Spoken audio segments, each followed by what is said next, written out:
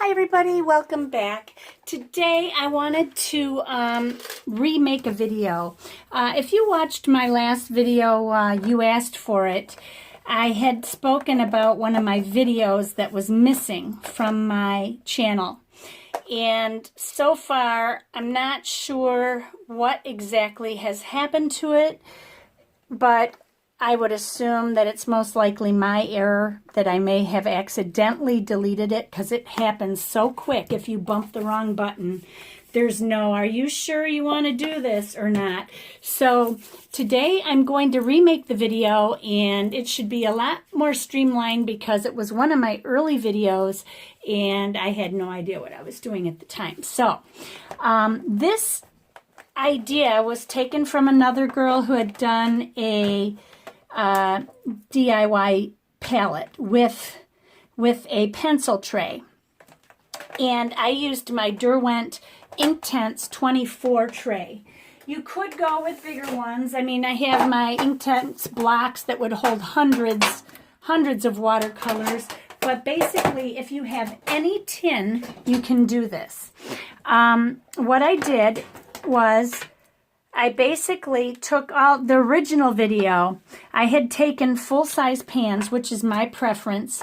This other person that I watched had used all half pans, and she had like 85 of them or something like that, which is way too much for me. I would never use that many colors, although if somebody like gave me 85 Daniel Smith colors, I'd be fine with it. But anyhow, this palette, when I first set it up, I used little dots, those little sticky dots that you put on the bottom. You can use them on your card making or scrapbooking and that kind of thing. And those things are permanent. They adhere so tightly. I wanted to clean up my palette and reorder everything. And what I did was had to clean each and every one off the back of my pans. When I did that, which took me 2 days to do, I had bought online some of these 9x12 sheets of self-adhesive magnets, and I cut them up into these little bitty pieces. They come in a little zipper thing. These were my extras. They're not very strong magnets, but they do the job. And I cut them to about this size. You can just cut them so that they fit underneath a full pan or a half pan. These were 1 inch by a ½ inch, pretty much, give or take a hair. But that's what I did, and I cut them up, and then they have a self-adhesive back on them. This is something different. They have a self-adhesive back. You just peel it off, and you stick it right onto your pans. And I did all of that. Or if you have empty pans when you're doing this, what you would do is put those magnets on first before filling your pans. And then I put the names of my paints on the outside of the pans. The other day in my other video, you probably saw me spill a bunch of them. And when you've got 8 or 10 reds that are all looking very similar, and you think, okay, is this alizarin crimson or is this alizarin? Which one's rose madder? Which one's quinacridone red? You can get them all mixed up, and then you got to pull the tubes out and you got to compare them, and it's a pain in the butt. So if you just take a permanent marker and write your color on the side, if you use multiple brands, I would recommend that you put the brand on there as well so that you know what brand it is if you ever want to replace it. If it becomes one of your favorite colors, you're going to want to know where it came from. So basically that's what I did. I put the name on, the magnet on the bottom, and then I just set them in there. And now they stay pretty well. I don't know if I tip it over if they'll stay. Yes, they will. They will stay. But I wouldn't shake them hard or pound on it because they're all going to come popping out. They're not, the magnet is not that strong. But all you need is for it to stay in place. And when I do this, they stay in place. They haven't slid or anything. Now, so if you have an Inktense box, this Inktense box has been my tin for the longest time. It's starting to get a little rusted, actually. It is a 9 by 7.5, box, and it's great. And the pans, as you can see, the pans just barely reach the top edge of the base of the pan, which is what you're going to have to watch out for. And then I can fit brushes in there. This one's a little bit on the big side. I wouldn't take that one with me anyway, but you can fit pencils, brushes, pens, whatever you need in there, and then you just close it up and you're ready to go sketching. This might be a little tall because of the lid, but anyway, that's how I set it up, and this is often what I travel with because it's got all my favorite colors in it. And I have 1, 2, 3, 4, 5, 6, 7. 3, 4, 5, 6, 7. I've got 50 colors in here. And that will change over time because there are some colors in here that I'm using up and I'm going to get rid of. But I may try a new color again. So that's basically how you make the tray. Very simple. Then what I did was I took a piece of watercolor paper and I did some math with my ruler and made equal rectangles to put in my colors. And as I put them in, I kept all of my tubes in line at the time because I hadn't had names on these yet, but if you have your names on it, that's fine. Once you're done, then you write them in. And on my newer palettes, what I do, I put on my not only the color names, but like on this one is St. Petersburg. I put the pigment numbers and their light fast rating that was given by the company in there. And this one I just made to fit in here, and that was it. Actually, this was the paper that came with it, with this palette from St. Petersburg. So that's what I did. I love these paints. I got to use them more. But like on my core paints, I forgot to put my pigment numbers on there. And I wish I had them along with my light fast ratings because now I'm going to have to look it all up. And I'm working on a book that I'm doing all of my watercolor swatches and putting them in a three-ring binder so that I can access them and compare colors easily. That's one thing that I'm going to be working on. But with this, once I got this done, and I wrote the colors, the name of the color on after it dried, because if they're semi-transparent, it's hard to read the name through the watercolor. So I made sure I put it on top. And then I ran it through a Xyron machine. This is just a little cheap machine that you can get.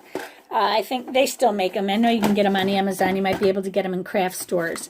And basically, you just put your stuff in here, and it will laminate without heat. It's a heatless laminating system, and then you cut it once it comes out the other end. And that's basically what I did. You can buy it with magnetic backing, and then I can set it on the outside of my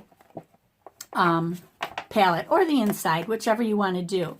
This has become my mixing tray, and I thought the writing would bother me, but the writing does not bother me. I don't have any beating up issues on this because for some reason. It works great. I was going to go out and buy white enamel paint to cover all the writing up, but then I started using it and thought, you know, it's not bothering me at all. If it starts to rust on here, I might, like some of the coating has worn off here and it's beginning to rust a little on the edges. I'm getting some rusting here.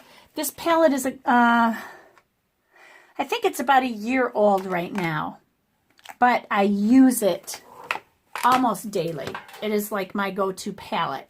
So now, if you don't have a Derwent Inktense box, you may have another sort of tin lying around. And I have a bunch of different ones here to show you that, that will work. Here's one that is a Koh-i-Noor soft pastel pencil box. I don't remember where I got this. This was probably a gift, but let's see if I can get this out of here. There we go. Whoop. And all you have to do is measure to make sure that your pans are going to fit in the bottom. And your half pans are going to be the same height. So let's see if these fit. Oh, they actually fit nicer. This is a little bit deeper than the other one. I really like this silver too. So I wonder how many I could fit in here. Well, I can't fit the 7 across that I have in this one. I can fit 6 across very easily. And then I wonder how high I can go. Whoop. Oh, yeah, I've already reached the top of my palette, plus an extra row. That would still leave me a couple spaces for brushes at the top if I did the extra row. And let's see if the brushes fit. This one's too long. That round one fits just fine. So you can fit like round brushes in there pretty well. I don't know about this long round one. Nope, that one's a little bit too long. But your size 6s, your 5s, that one's a little long too. You probably just have to check it out. That one would fit fine. So, and if not, you just carry a brush holder with you. But this is another perfect way to make a palette. And then, let me just put this back real quick. Let's see what else I have here that you can make a palette with. A lot of people think, oh, I threw it away, or, oh, I've got my pencils in it. I don't know what I'll do with my pencils. Get a pencil box, you know, get something to hold your pencils. I mean, you can buy these things for your pencils, these holders for your pencils and stuff, and they work great, and then they're easier to travel with. You don't have to worry about your tin popping open and having pencils everywhere. But, or you can put pencils in something like this. I ordered these 3 drawers online. They look like a mess right now. They've got paint splattered on them. But this is where, actually, I've got a lot of my pencils packed right now. But I had stored all of my Prismacolor pencils in here, and it filled them. Right now, they're in that big, huge brown bag, and these are just my extras that are duplicate colors that I have from other sets. But they fit your pencils perfectly. And then this one, whoops, this one, and then down here I have some of my Inktense. Those are extra doubles. Some of my Luminance pencils. This was something I got in a Scrawler box. More Inktense pencils. And then my Inktense blocks are in there. Down here, these are empty right now. I forget what I had in here. I had all of my, oh wow, look at that. Here's some brushes. That's a red sable brush. Holy smokes. And there's my other Copic I was looking for. Well, there you go. And a compass I was looking for. Jeepers. But anyway, I kept my Caran d'Ache Neocolor 2s in there, which is another tin that you can use if you have Caran d'Ache Neocolors, and that is a flip open hinged box as well. So there's so many options out there. Then you can use your tin to make a palette with. Another one that I thought would be really cool, and let's see if it fits, is I have these. Well, I also have if you have the Graphitint pencils, that's exactly the same size tin as my Inktense pencil tin. The 24 pencil tins from Derwent are the 7.5 by 9 tins.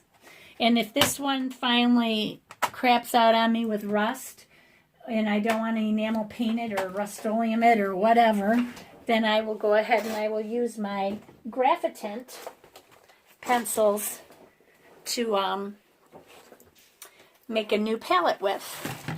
Now I have these also. This one is by Derwent. This is a Derwent sketch set for water-soluble graphite pencils. I've had it for years. I did a video on this, hopefully it's still there, to show what I did to these. I had put white nail polish on my light ones and gray nail polish on my medium ones because they all had black tips, and it was hard to find the side where it said light or medium or dark. It was a pain in the butt. So what I did was put nail polish on these 4, and then it was very easy to identify them.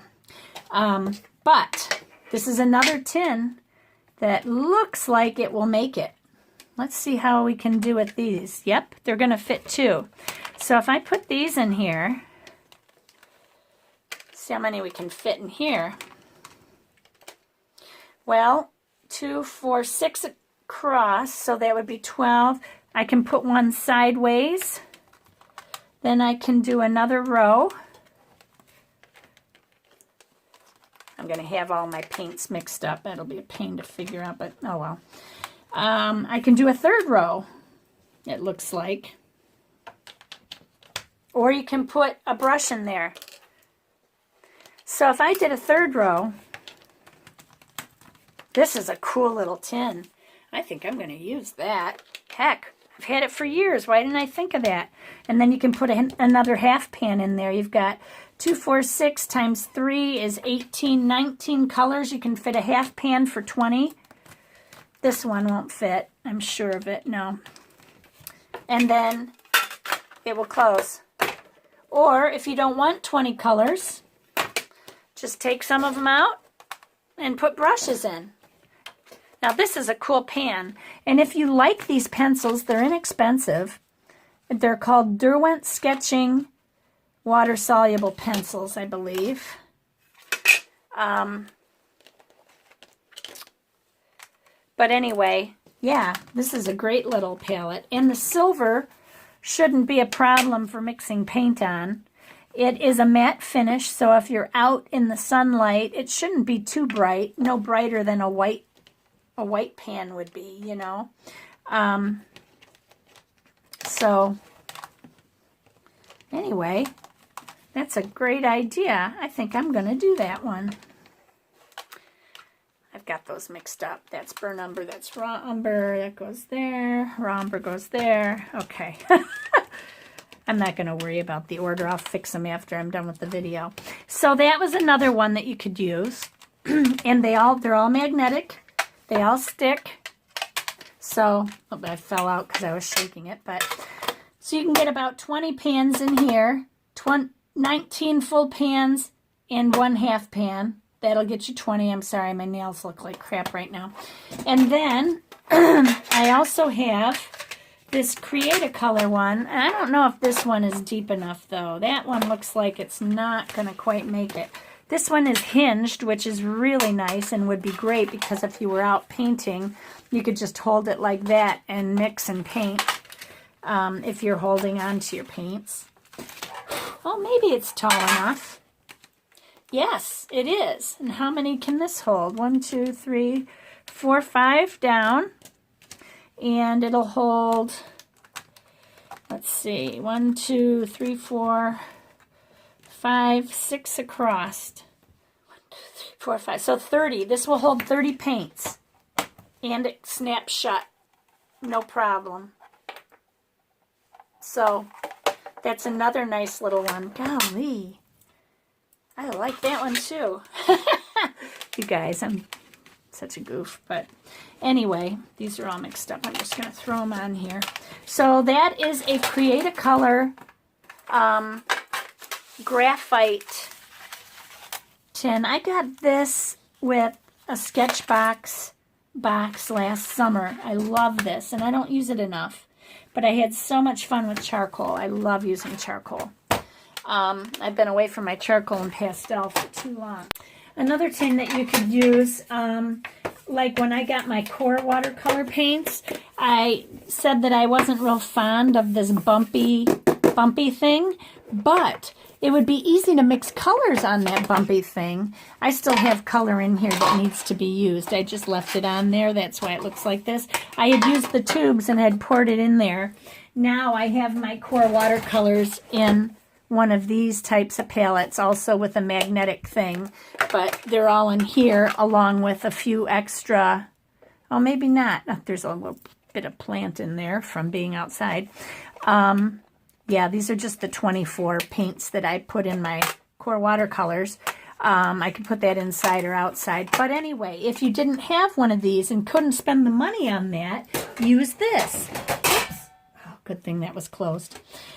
Just take your paints out of here, and then you can use the bottom of your tin and put your pans, your core watercolors in there just like that. Now, these are very deep. You can see there's a lot of depth.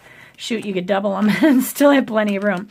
But anyway, you could fit all of your core paints in there, plus extra brushes. All sorts of brushes would fit in there.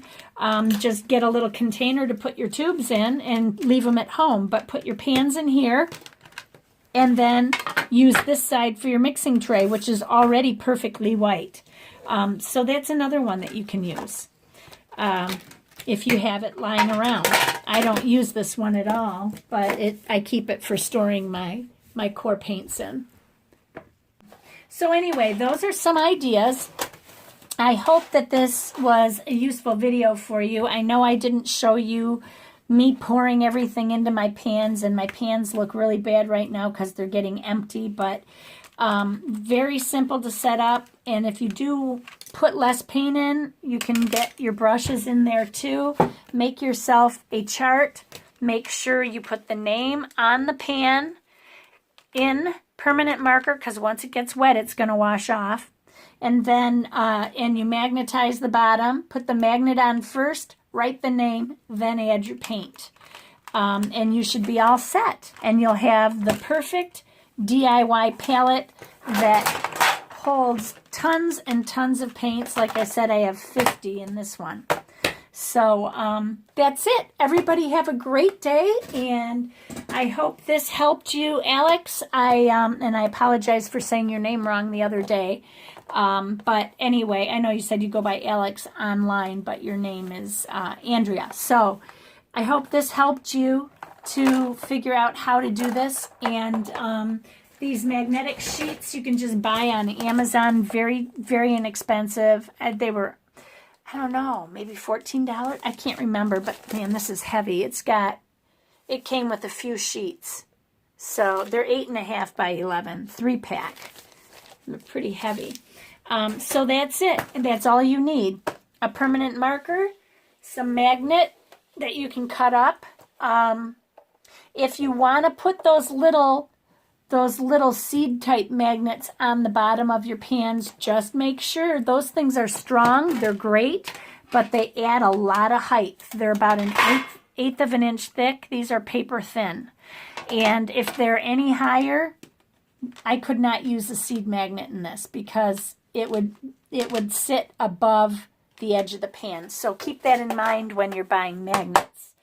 And I believe that's it. So everybody have a great day. Remember, be courageous, paint with wild abandon, and most of all, be kind to each other. God bless.